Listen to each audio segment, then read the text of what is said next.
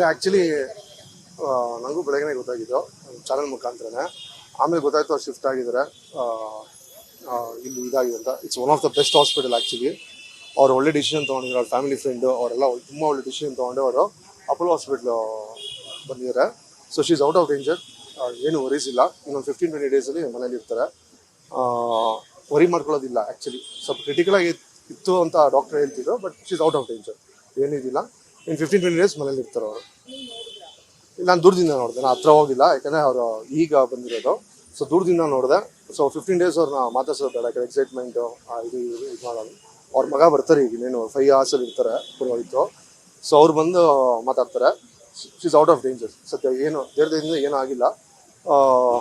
Doctor ಅದಕ್ಕೆ ಈಗ just ಅವರು ಬಂದಿರೋದು ಆಪ್ರೇಷನ್ ಥಿಯೇಟ್ರಿಂದ. So nothing to worry. ಅವರು ಚಾಮುಂಡೇಶ್ವರಿ ದೇವ್ರನ್ನ ತುಂಬ ನಂಬ್ತಾರೆ. ಸೊ ಆ ದೇವದಿಂದ ಅವ್ರಿಗೇನೂ ಆಗಿಲ್ಲ.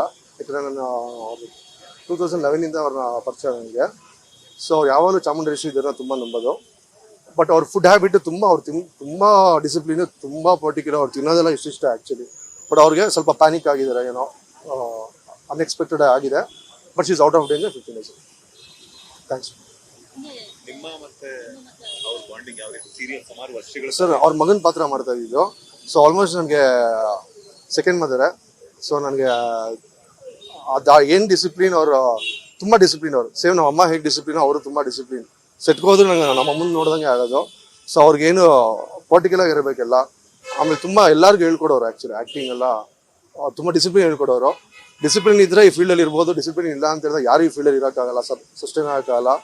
ಆಮೇಲೆ ಕ್ಯಾಮ್ರಾ ಮುಂದೆ ಹೇಗೆ ಮರ್ಯಾದೆ ಕೊಡಬೇಕು, ಸೀನಿಯರ್ ಆರ್ಟಿಸ್ಟ್ ಹೇಗೆ ಮರ್ಯಾದೆ ಕೊಡಬೇಕು, ಸ್ಕ್ರಿಪ್ಟನ್ನ ನಾವು ಹೇಗೆ ಇಟ್ಕೊಂಡು ಪೂಜೆ ಮಾಡಬೇಕು, ದುರಾಂಕಾರ ತೋರಿಸ್ಬಾರ್ದು, ಆ್ಯಟಿಟ್ಯೂಡ್ ಇಟ್ಕೊಂಡು ಆ್ಯಕ್ಟಿಂಗ್ ಮಾಡಬಾರ್ದು, ಅದೆಲ್ಲ ಹೇಳ್ಕೊಡೋರು.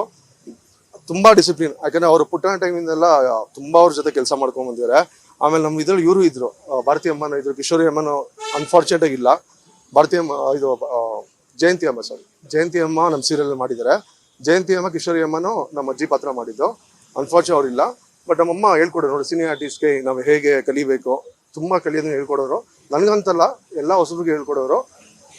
ದೇವ್ರದಿಂದ ಅವ್ರಿಗೆ ಏನೂ ಆಗಿಲ್ಲ. ಇನ್ನು 15-20 ಡೇಸಲ್ಲಿ ಅವರೇ ಮಾಡಿಸ್ತಾರೆ.